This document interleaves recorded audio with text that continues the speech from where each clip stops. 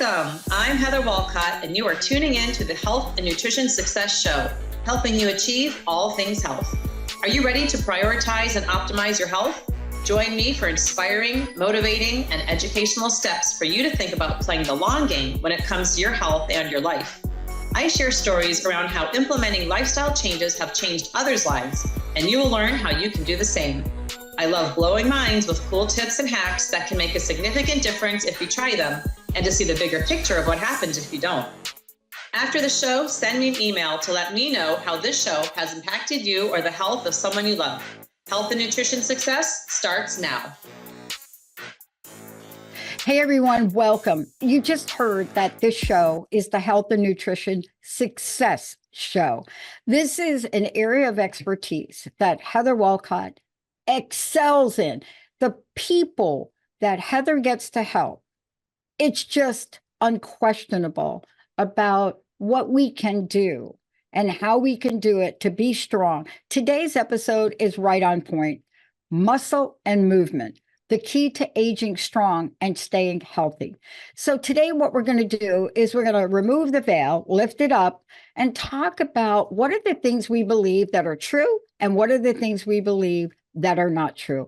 But Heather, right, let's come out of the gate and let's talk about one of the most, I think, controversial things that people believe, not the truth, about muscle. Why is it so important? Why do we lose it? And why can't we have hope that we can still stay strong? Okay, so I'm going to come out of the gate and start with a phrase that I love and I've adopted, but I wish I could say I originated it. It's not my own statement, but I'm going to say that muscle is your organ of longevity.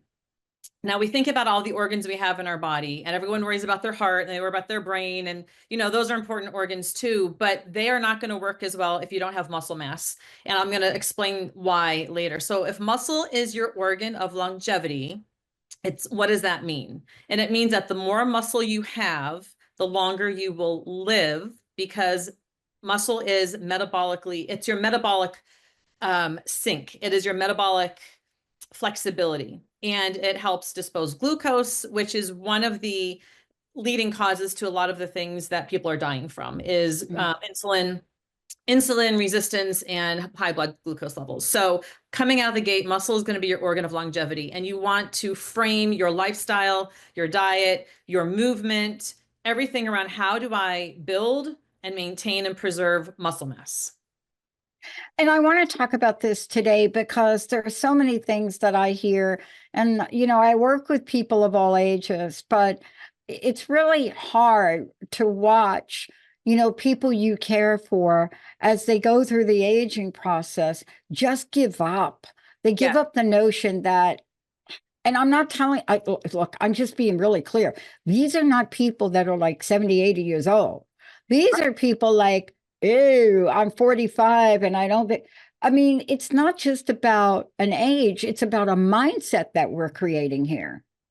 It is. And what people don't realize is if they were active when they were younger, they don't realize that they have to maintain that as they get older. They kind of think that, I was strong, I've done it before, but muscle is a use it or lose it system in our body. And especially for women, because our hormones start declining at around age 40, 35 to 40, once we hit 40, we'll just say 40, we start losing about 1% of our muscle mass every year. And so if 20 years later, when you're in your 60s and you're worried about osteoporosis and everything else that starts happening when you hit 60 and older when it comes to degenerative diseases, that's 20% of your muscle is lost.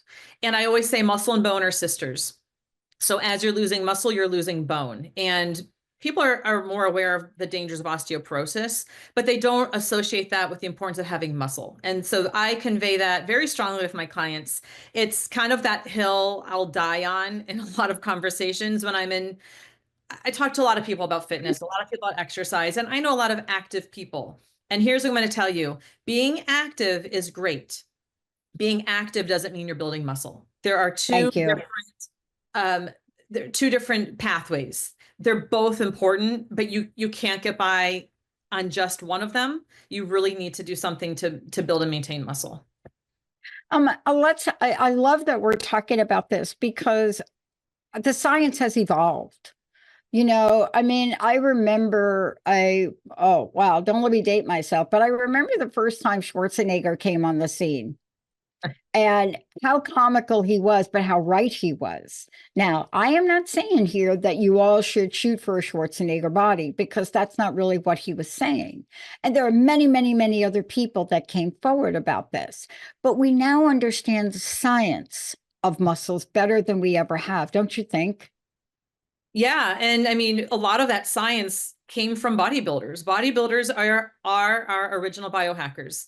They played guinea pigs on themselves. And here's one thing that I challenge some studies often, because you have clinicians who are working one-on-one with people. You have personal trainers who are in the gym. You've got practitioners who are seeing patients every day. You've got chiropractors who are working on people's bodies. You've got people who are in the field, right? They're working with people. And then you have researchers who are in laboratories and they're doing studies, and it's not necessarily on humans. Oftentimes it's on mice or it's on rodents. And then you get some research that's about 10 years behind what the clinicians have been doing, or what the bodybuilders have been doing. Like creatine has just finally exploded and it on the scene. And creatine has been used for decades by people in the bodybuilding industry and in the health and wellness in the fitness industry. And so there's this lag time. And so for people who aren't following the clinicians or the practitioners, they're just only following the research, they're a little bit behind on the times because research is always delayed. So yeah, science is getting there. We're finally getting more research on this and more discussion about this. And I think it's due to a lot of people in the forefront who are really out there talking about strength and muscle and the importance of it, because it's not, Schwarzenegger, I mean, those physiques are amazing. And I can promise you, no one listening to the show ever will look like that if they just go into the gym and start lifting weights. To achieve that type of body requires a whole nother level of commitment and other things, It right? does. Well, More this than is just his vitamins. profession. This It's was his his profession. profession, though. I mean, this was, I'm going to be a bodybuilder. I'm going to make a lot of money from it. I'm going to have. And by the way, Arnold Schwarzenegger is by far, okay, a little personal, may not be true. I believe Arnold Schwarzenegger set the bar so high for the perfect bodybuilding physique. No, not everybody's going to want it. Maybe you want to look like Ali Larder or something. I don't know. But let's talk about this, because here's the thing. What does muscle do? Yeah. It supports our balance. It does a lot of other things. Let's talk to that, Yeah. because this is at the crux of how to have a great life, isn't it? So let's just put this out there. The four leading causes of death, type 2 are diabetes, metabolic syndrome, cardiovascular disease, and Alzheimer's, and obesity. Obesity is actually different than metabolic syndrome. Having muscle will negate the cause for all of those, because first of all, muscle is metabolically active.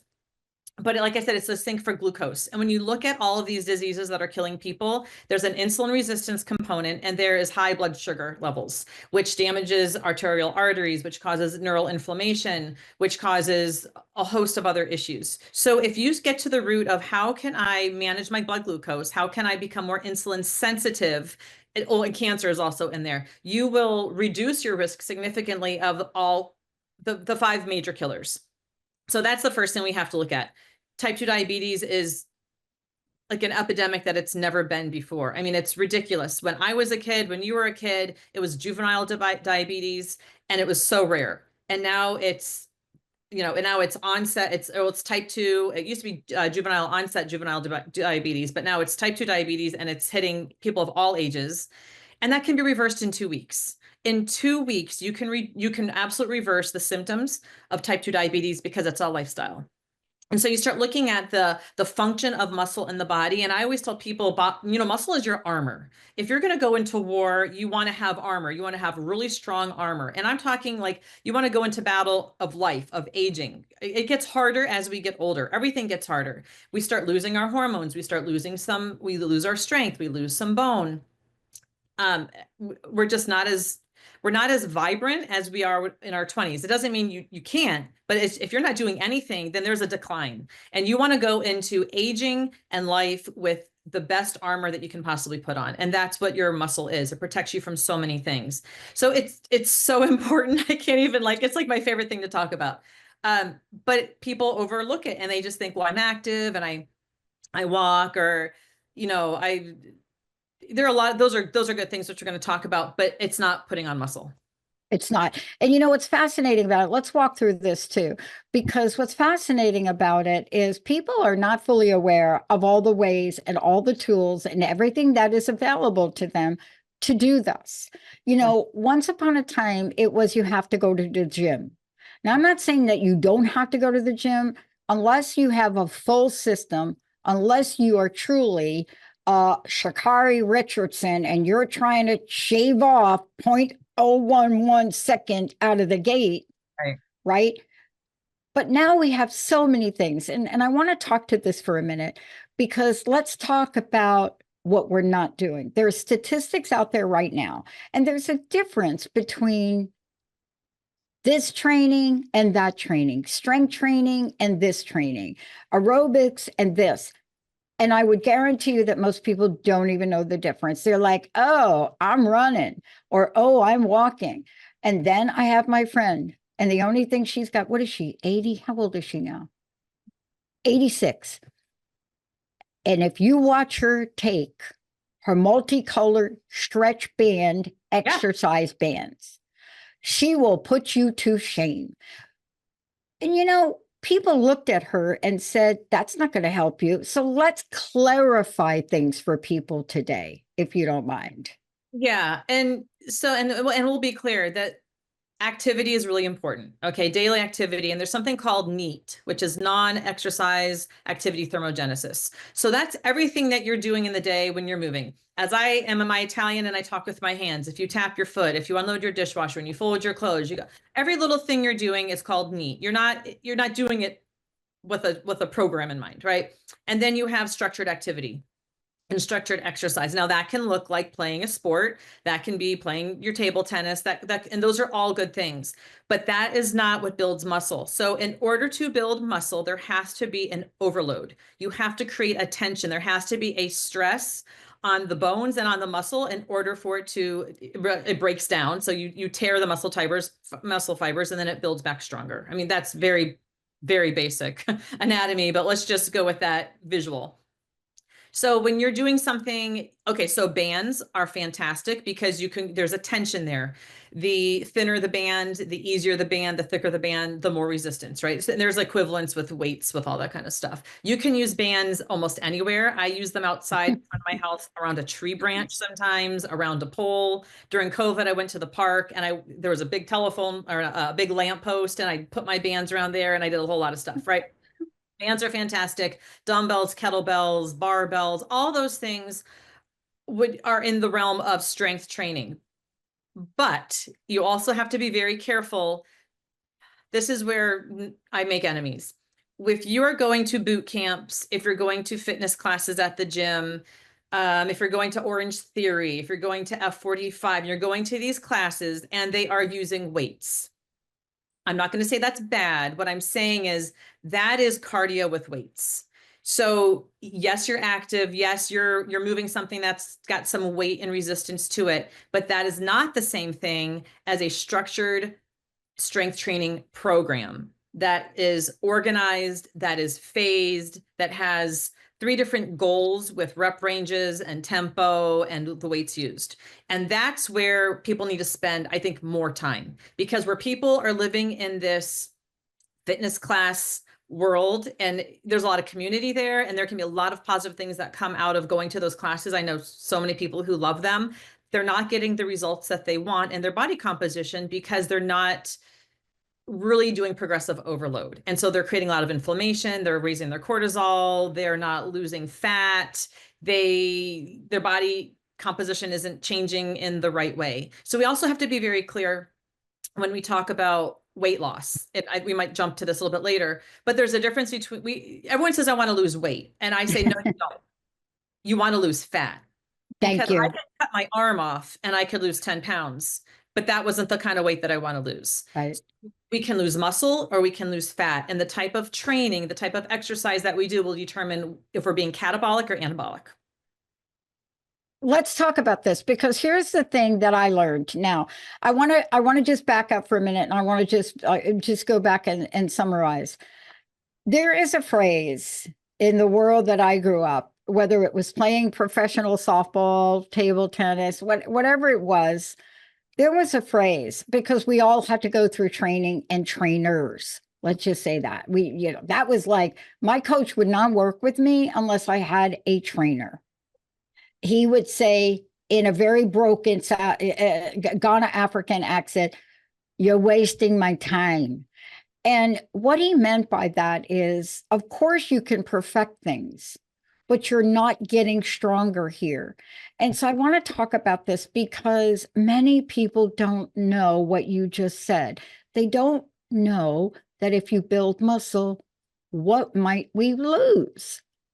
You see, we don't have that equation, because we're under, if I do this, I'll lose weight, I'll lose fat. Explain the science of how muscle actually helps people lose weight and fat. Yeah. So muscle is metabolically active. It has a higher resting metabolic rate than fat. So the more muscle you have, the more calories your body is burning just existing.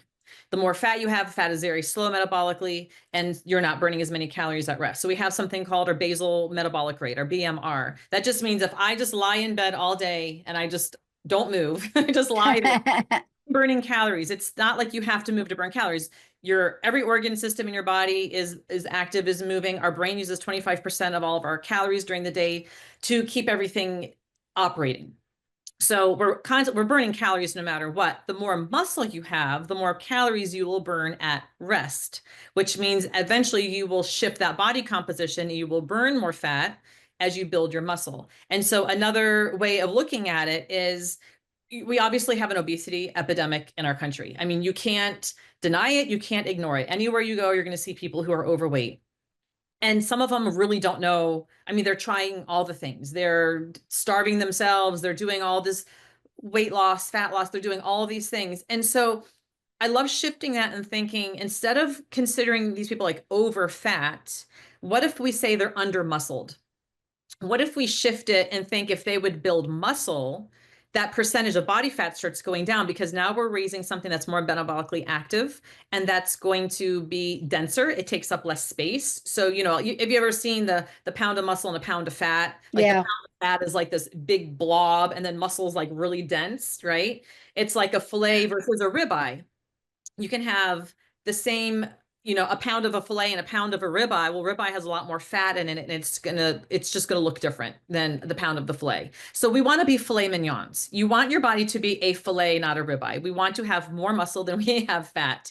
And in doing that, so strength training is the one type of exercise that truly, it sculpts our body. It's like taking clay, and you look at these bodybuilders, and people do not have to be bodybuilders by any means, and you might not even know this, but from year to year, from, whether it's Mr. Olympia or whatever these competitions are, these former bodybuilders would go for a different look every year. Like, they could basically change the shape of their body as if it was a clay, like there's a potter that is sculpting them to have, their delts pop in a different way, to have the calves pop in a different way, and to shape themselves from year after year after year, while maintaining very, low body fat. But that's what you can do with strength training, is you can shape and you can sculpt your body. When you're just doing cardiovascular activity and you're going for a jog, you're going for a run, you're on your bike, you're on the elliptical, you're swimming laps, those are fine. But where people get tripped up is they do those things in order to lose weight, and they can lose weight, but it's not the weight they want to lose. It's losing muscle, and it's not losing fat for the most Yeah. part. So that's the difference. You're either building your body or you're breaking your body down. Now, I want to talk about this. Do you have a sense of where we are as Americans here and Yeah. what we're doing? Do you give us a sense? Because it is very clear to anyone that is out in the world, or even watches television, just watch the commercials on television. Every weight loss commercial, once upon a time, you wouldn't see somebody over 120 pounds. in a commercial like that. Now you're seeing something else going on, but you're not getting the information you need to inject yourself with something, right? I'm not saying not to. Whatever you do, go see your doctor, right? Whatever we're talking about here today, you need to go see your doctor and make sure, oh, I'm going to go do that muscle training. You know what? Go talk to your doctor. Say, hey, I want to go to the gym and I want to lift weights. See, what we're talking about today has a holistic approach to it. But I want to have some statistics because there's something that's happening right now. And what it is we're selling equipment for the home that looks like you're going to get a great fit of a workout. And I have one of those pieces of equipment. I said to Linda the other day, I have pushed my max on this piece of equipment. It's the foldy up equipment. And I said, I cannot add enough weight because I put a bar to the leg press. Then I put the weights on the bar. I said, I'm not getting a burn anymore in my legs when I do this. I'm not building muscle. Mm-hmm. And you get looked at like, are you kidding me? Well, why do you have to do that? Why do you have to feel that pain? So for somebody that wants to build muscle, you can feel when you've gotten to the point where you know your muscle is going to grow. But before we get to that and we start to talk about strength, cardio, and so many other things, where are we as Americans? That's what I want to know. I just wanted to throw out the statistics, and these are humbling for me because I live in a bit of a bubble. So I'm at a gym all the time. I'm in functional health and wellness. My friends are pretty active, right? So I have created an environment that's not it doesn't reflect what our country really looks like, right? But I do live in the South. I moved from Arizona to the South, and it definitely looks different here. So just, you might think, oh gosh, I know everyone's kind of on the exercise wagon. No, they're not. Right now, approximately, this is from the CDC, aerobic activity, that just means walking, jogging, swimming, biking. 47% of adults meet that guideline for aerobic physical activity. That is less than half of Americans are active. That basically almost half. So just basically, let's just say half of Americans are not active. They're not doing, they're below the guidelines. When it comes to aerobic training and strength training, 24% meet the guidelines. 24%, a quarter of Americans are both doing aerobic training and muscle strengthening activities. And that is ages 18 and older. Now, here's the thing. When you look at 65 and older, which is really a population I'm very, very passionate about. I've got a huge heart for, as people age, to stay strong and to stay cognitive sharp and just all the things. I just think it's so crucial. When you're looking at ages 65 and older with aerobic and muscle strength activities, 14%. 14% of Americans 65 and older are both strength training and doing aerobic activity. Is that because we don't? So this is why I wanted to talk with you, because look, even around my circle, they look at me like, you need more equipment. Or that's the look I get. Why would I need more equipment? Because I have exhausted the piece of equipment I have. I have exhausted its ability to build the kind of muscle I'm looking to build. Right. So what I find is happening, especially to the people around me who may have something similar at home, they think this is working. And when they come over and we do the workout together, they are like, oh my gosh, I'm never coming over here again. I'm like, but what are you doing? I mean, you're like, doing what? Like this, what, like just for fun? But it doesn't always have to be pain. It depends on what your goal is, correct? Right. Absolutely. And I think, you brought up Arnold Schwarzenegger. I did. I love Arnold. I got his big fat book. I got the big fat book in like the first year it came out, that big fat book. I love it. And I think people, like women, men, they think that if they go to the gym, it has to be that. And women were never really encouraged to strength train for many, many, many years. And if so, it was with the little tiny weights, and it was the pink weights. And they're like kind of rubbery over, they're like not even like iron, they're like plasticky. and they go up to maybe 10 pounds and they start at 2. And, you know, I see women in the gym with these things and it makes my head want to explode because I look at them and I bet half of them go down to the childcare and pick up a kid who weighs 45 pounds, holds them on their hip, lugs them in a car seat with groceries that weigh way more than 3.5 pounds. But yet they go to the gym to strength train and they're not doing anything. And so I think women have underestimated how strong we are and how strong we can be. And it's a mindset. People just think, I don't want to get bulky. I don't really know what to do. And some people just don't know what to do. That's And it. that's a huge piece of it too. So I love to educate and I love to explain to people. And actually, and I'm now certified as a personal trainer. So I'm so excited to be able to write programs for people and to direct them to some really good resources. It doesn't have to be it doesn't have to kill you. It doesn't have to be deadlifting and benching for, you know, max reps at all. But you need to challenge your bone and you need to challenge your muscle. Now, even for you, as I'm hearing you talk about your piece of equipment that you've maxed out, there are still ways to make a lightweight feel, Yes. which Yes. is slow, slow, slow. You know, Bingo. which is you probably have done that too, but you push that weight for 30 seconds for one floor petition and you will be on fire, right? Exactly. So That's much. what I've resorted to, by the Yeah, way. you just have to do it more slowly. And that's what they did years and years and years ago. I mean, like decades ago, when soldiers were training and iron was really scarce because of the war, and they didn't really have iron to just become, you know, dumbbells. They had lower weight dumbbells for some of these military guys, and they would just move the weight really slowly. You have to figure out how to make a lighter weight feel heavy. And it's by tempo, it's by your speed. Mm. Isometric holds. There's so much that we can do, but it's shifting out of this mindset of, oh, that's so hard and that's just it's so painful.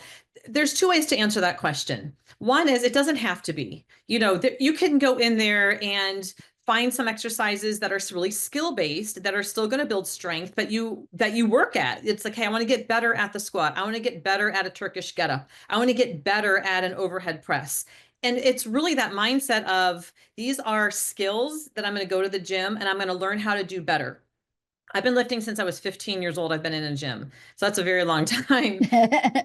I've done a lot of all the things, but I can still make my squat better. I can still make my deadlift better. I can still work on some new lifts with, you know, positioning the weights. I've just started doing Zercher squats and Zercher deadlifts, and that was a huge challenge for me. And I've doubled basically what I can do for my very first time. So if people approach it with, hey, I want to get better at doing this instead of I have to go in and go through this routine and it's not fun. That's one way of answering the question. The other way I answer that question is I don't care. You know, there are a lot of things that I do every day or every week that I don't really love doing. I don't love doing the dishes. I don't really love putting clothes away. I don't love having to clean my bathroom, but I do it because it needs to get done. So I don't have a high tolerance for whining when it comes to activity and fitness because we were blessed with a body that is amazing and that can be really strong if we train it to be really strong. It's incredible what the human body can do. And for people to sit around and not use it, they will lose it. And they're going to lose a whole lot else if not using it. So I don't have a lot of empathy. I don't like the little bit of the whiny. I usually kind of hit them with too bad you can do it twice a week. And for 45 minutes, you can do anything. So two ways to answer that question. It doesn't have to be terrible, but go do it.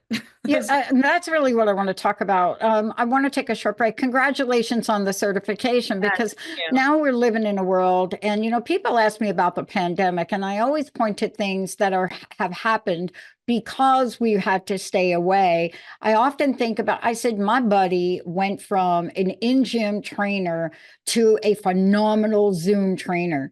And so when people say, oh, I don't, YouTube, whatever you want to do. However, what I want to say to everybody listening, those of us out here, we had a Heather that we went to. We had someone that said, in a lot of different ways, but I love the no nonsense people, because when you set a goal, you really don't want people to be like, well, you could drink warm. No, you want somebody to say, ain't gonna work, not drinking water, drink the water. You're not going to reach your goal. But the bottom line is you have people. Now, I want to say to all of you, if you are interested in making a change, you may not know where to start. You may think I could start on my own. I highly recommend you call Heather, contact Heather, because if nothing else, you'll get information to, one, support you to move forward. And number two, you may get in some insight that's personal for you. Last thing I want to say, Heather, before break is this is not a one size fits all. Schwarzenegger did not do a one size fits all. Neither did anybody else you see that developed. Gal Gadot, when she trained for Wonder Woman, did it a certain way, very different than Brie Larson or other people. Call Heather. Heather, what's the best way for people to get a hold of you and find out more about you? Yes, reach out to me because I love talking about this and sleep. I could talk about strength training and sleep a whole Yeah. lot. Um, you will find reels of me training and content on the regular on Instagram. So that would be at Heather Johnson Wolcott on Instagram. It links to my Facebook. I post a lot of training stuff. My website is heatherwolcott.com.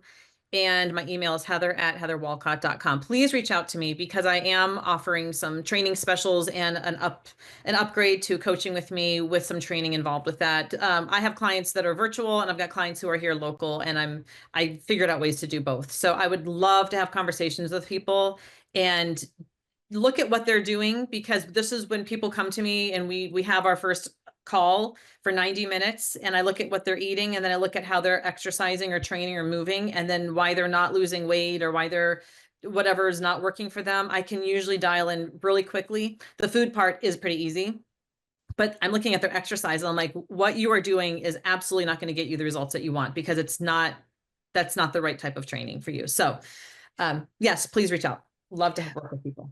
We're going to take a short break. When we come back, we're going to talk a little bit more about strength and cardio.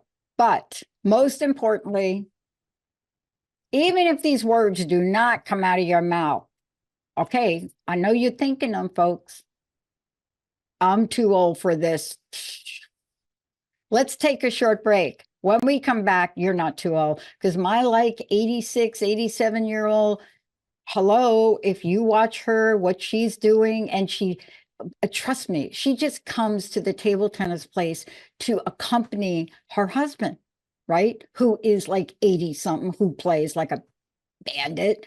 And she comes with the band. Now, is she doing a lot of work? No, but she's doing something. This woman carries a band in her purse. Let's take a short break. We'll be right back.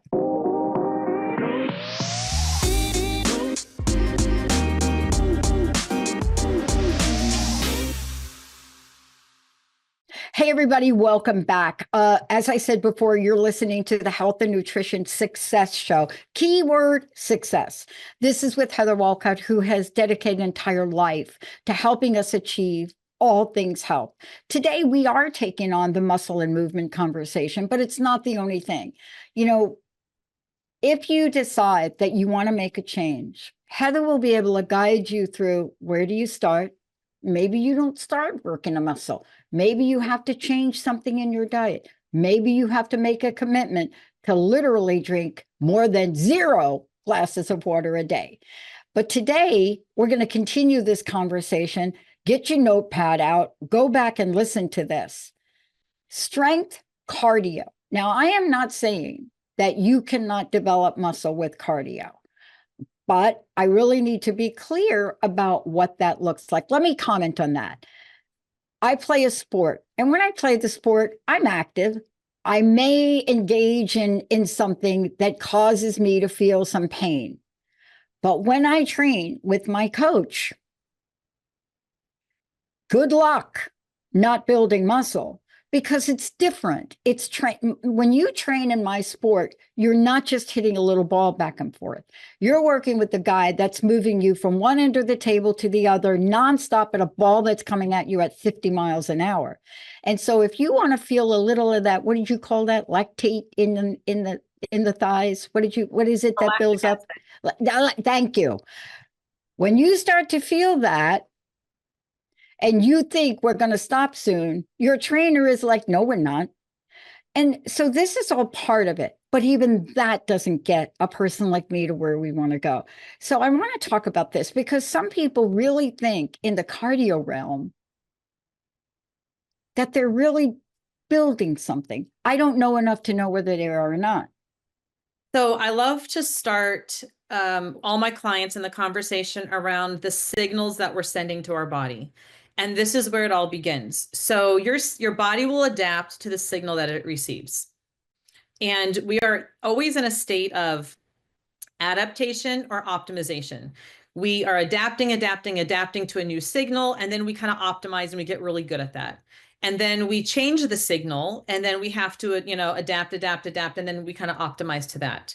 And let's talk about that when it comes to our body will adapt to the largest, it'll respond to the loudest signal that it gets. So if people want to lose weight, they typically think they need to start moving more and they start doing more cardio. Well, cardio is sending the signal to your body to downsize because now it has to move a lot of weight around. But muscle is very expensive real estate to have in the body. And so you're going to lose muscle before you're going to lose fat because fat keeps us alive. Muscle is really like bonus, right? It's just this bonus stuff, and it's more expensive. It's metabolically more expensive and it's metabolically heavier. So we think about the signal that we're sending. When it comes to cardio, this is the thing, and this is why you can do what you do to the extent that you do, because our body adapts to the signal of cardiovascular training pretty well in about 2 weeks. So when people want to go out and lose weight and they start running and they start jogging, they get better and they start feeling maybe they're losing some weight. In about 2 weeks, they've kind of adapted to that level, to that signal. And the body has calibrated the metabolism. It's like, okay, now we kind of are getting the same input. We're going to slow down metabolic rate here until the signal changes again, which means now they have to run longer. They have to run farther. They have to run faster. And then guess what happens? Then their body adapts. Okay. And so this is where I say it's like a downward spiral when we start approaching weight loss with cardio, because you're just going to keep adapting to it. And to the point where else are you going to go? Like, then you start getting into these marathons and you start if you look at the physique of a sprinter versus a marathon runner, you can just see what happens, right? One is powerful and dynamic and explosive and anabolic, which is the sprinter. And then you've got the marathon runner, which is more catabolic, as they're just breaking tissue down, breaking tissue down. Now, when it comes to strength training, that signal, I always say you want to bang the gong with it. It needs to stimulate a hormonal response, which it can do. But you can, if you're doing program training, you can, in every few weeks, change that programming where your rep ranges change. So you might be starting in a strength phase where your reps are 1 to 4 reps. If you're lifting something 1 to 4 times, 6 times over 6 sets, that weight looks very different than picking up a weight you're going to lift 15 times, right? 3 sets.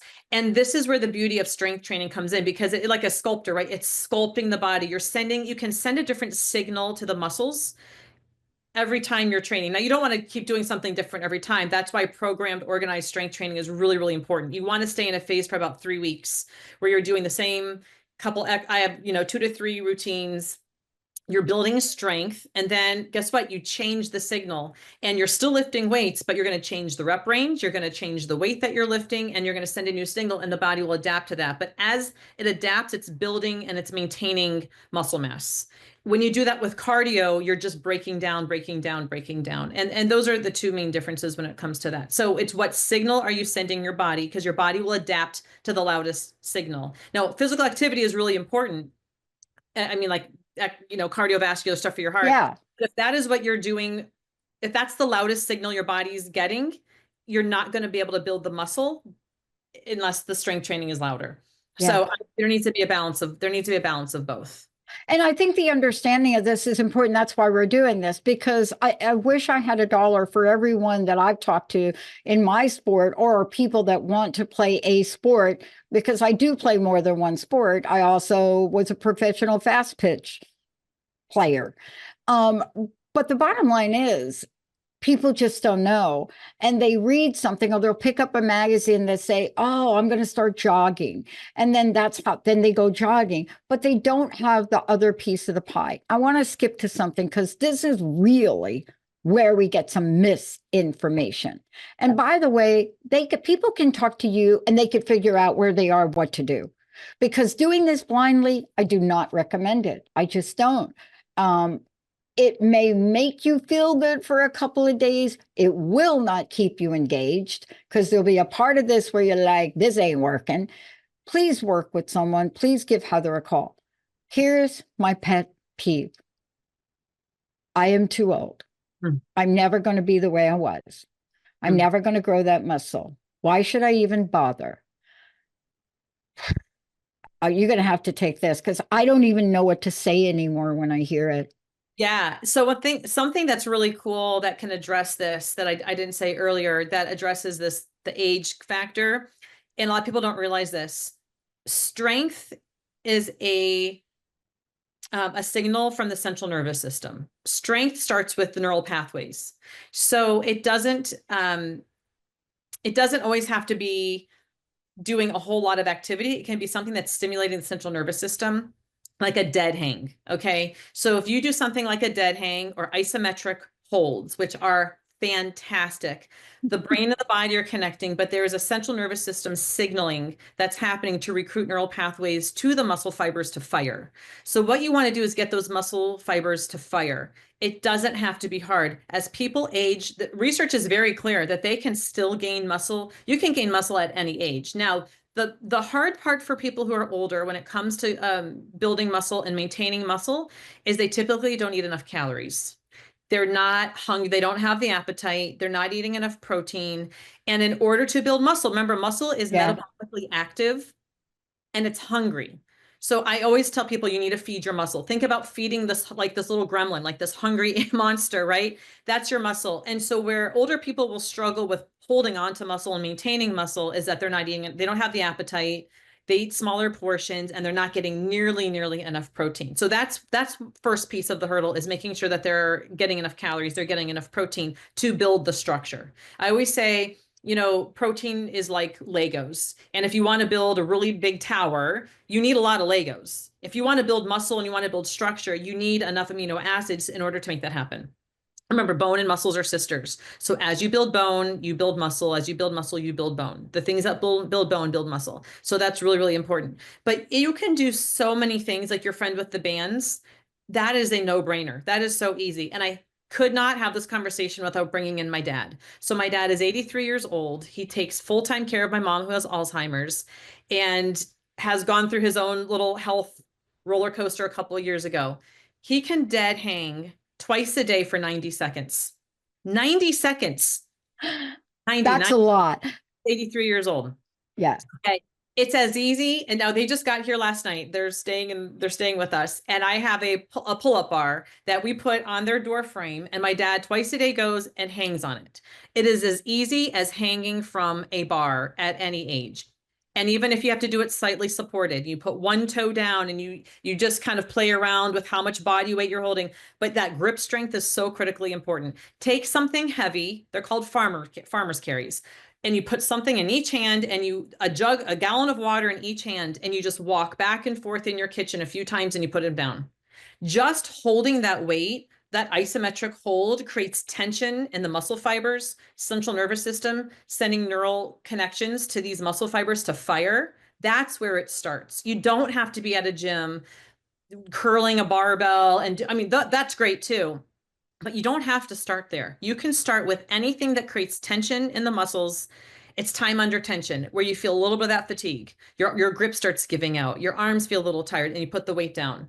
That alone is such a great place to start. It doesn't have to be hard. I love the bands. I love a bar. Just hang from a bar for a few seconds, 10 seconds, and then drop down.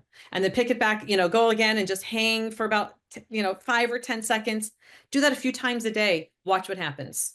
Watch what Yeah. happens. Grip I, strength, back, everything starts engaging because the central nervous system is under fire. That's what I wanted you to say. See, that's the key. And I love that you said that because I was in my garage the other day and the people that lived here before had this bar with chains on it. And Oh, yeah. right. And I thought, and then the other day I was doing something, putting something up on a shelf, and I thought, oh my gosh, that's where they hang from. So Yes. now so I have this bar. All I got to do is just get it where they put the hanging thing. Clearly they've made a special arrangement in the wood, the 2x4s or 2x8s in the ceiling. And this is his hanging bar with the chains on it. And why are we talking about this? Because we have to engage what did you say? Muscles are a system Yeah, and the we muscle, have to it's a, engage. yeah, it's a use it or lose it system. At age 40, I don't care how buff you were in your 20s and 30s. I don't care if you were all those bodybuilders, all the college football players. I mean, look at them now. They don't move around and they're not looking so good, right? It is a use it or lose it system. It needs to be stimulated, it needs to be signaled, it needs to be activated, it needs to be challenged, and it needs to be built. It does not happen from sitting around. And not again to insult anyone who's doing a lot of these classes, the boot camp classes or these Orange Theory classes. Those are great if you're I mean, I'd rather see people do that than nothing. But don't be fooled, because your injury is very high, and there's no progression. And I think that's an important piece I want to bring up, Dr. Pat, before we Yes, wrap up, is please. it's always about progression. So when I have clients who I've put them on a program, a strength training program, I have one in particular, and she hasn't lost weight and she's really, really frustrated because she wants to lose weight. And I've asked, I'll ask her, are your lifts getting stronger? Oh yeah, I'm getting a lot stronger. Then there you go. Then you have made there's progress there. Muscle weighs more than fat. We need to build the metabolism. So as we build the metabolism, the body burns, at a higher rate. The fat will eventually come off. But I rather see people build muscle than, than chase the fat loss. But that's a key thing. So when my dad first started doing his dead hangs, I mean, he could barely do 20 seconds. I mean, his hands were, his grip was super weak, everything. I mean, his arms and whatever. His legs are pretty good because they live in a 2-story condo. He's up and down stairs. They walk hills. When they come here, they're up and down stairs all the time. I bought them weighted vests. So when they go on their walks, they've got weighted vests. So lower body strength is easier for most people. Mm-hmm. Upper body strength, that we lose, which is really, really important. So if you are starting something, you start where you are, you start wherever you are. It doesn't mean you have to be strong at the beginning, but if it's so cool to see progress. Gosh, I could barely do this. I could barely lift this weight 4 times and now I can lift it 10 times. You just got stronger. There's progress in that. And that's what progressive overload in an organized, structured strength training program looks like. It progresses you. So that way, when you've kind of plateaued, you need to change up the routine. You can Right. do all the exact same exercises, but we're going to change the rep ranges. We're going to change the amount of weight. We're going to create a new signal, a new stimulus, and keep that muscle building, keep maintaining it. And you also have to feed it, obviously. You have to give it the proper nutrition. But you can start at any place. Body squats, body weight, just some wall push-ups, just some floor push-ups. It's so easy to send a signal to your body to Yeah. build muscle. It really is. I have a question, and this is a question I got that I'm supposed to ask you for this show today. This is the question. I know we've got a few minutes left, but it's an important one. And the question is from somebody that I play with, and this is, let's just call her Mary. Mary has a question, and she wanted me to ask it. Mary says, I've gotten a lot of information about the sport that I play and when I should have protein. One of the articles I read said, this is what you do before you engage in your sport. But when you're done, or even when I'm done training, even when I'm done training, I was told I have a 20-minute window to eat some protein. Is that true?